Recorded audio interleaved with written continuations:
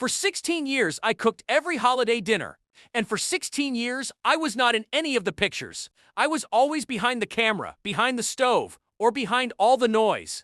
They were all smiling around a table I made, but never got to sit at. They held up their wine glasses while I cleaned up the pans. They carved the turkey while I washed their dishes. I was invisible until the year I finally said no. The turning point was not a big dramatic moment. It was quiet.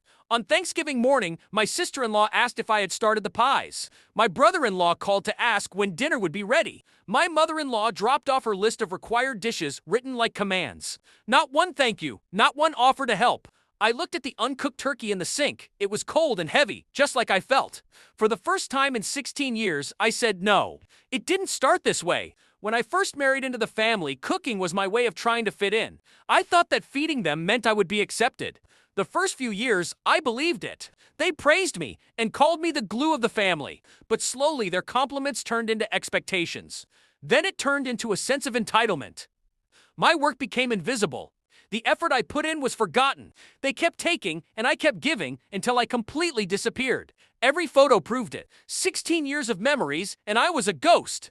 The betrayal was not in what they said. It was in what they didn't say. The hours, they never noticed the lack of gratitude. The way they never saw that. I hadn't sat down until dessert, and even then it was only with a half-empty plate. They called it a tradition. I called it being erased. So I started to plan not with anger, but with care. Step one was to quietly step back. That Thanksgiving I told them I wasn't going to cook.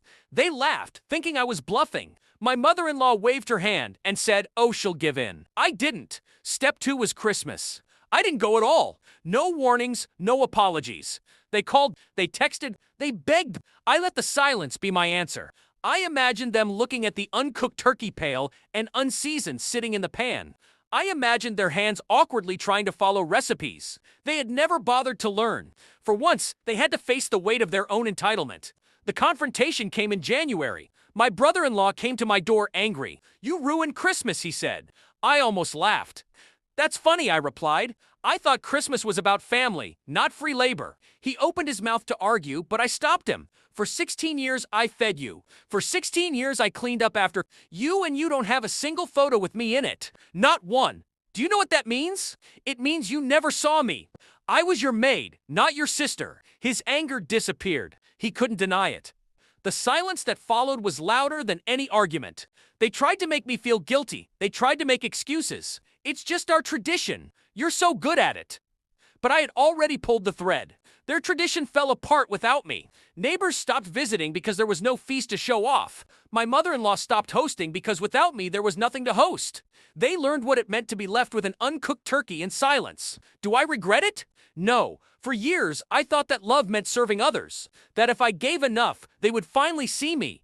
But love without recognition is not love. It is just being used. I took myself out of the kitchen, out of the shadows, out of their tradition. And now when I look at their framed photos, the ones without me, I feel nothing. No sadness, no longing, just clarity. Because the truth is simple. I was never missing from their photos. They were missing from mine. So guys, now it's your turn. What did you learn from this story? Drop your thoughts in the comments below.